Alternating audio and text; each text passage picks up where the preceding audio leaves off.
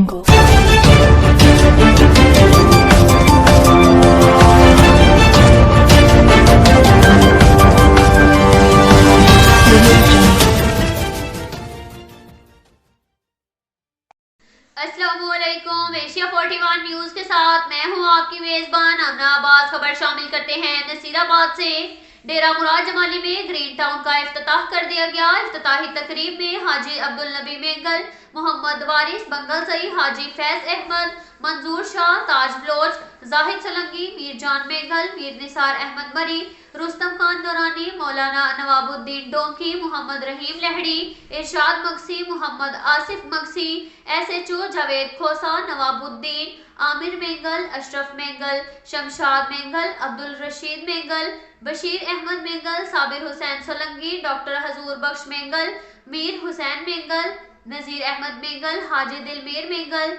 अली अहमद बोहड़, खुशहाल खान डोंकी, सोनू कुमार, दीदार हुसैन मंगशरी, नादिर अली लहड़ी, कमालुद्दीन लहड़ी, इमदाद हुसैन लहड़ी, प्रेस क्लब डेरा मुराद जमाली के जनरल सेक्रेटरी अली जान, बासित अली समेत दीगर शरीक थे। इस मौका पर शुरका को तकरीब के एजाज में इस्तकबालिया भी दिया गया। अब तक के लिए इतना ही काफी है। मिलते हैं अगले बुलेटिन में, हमारे साथ रहिएगा। अल्लाह हाफिज।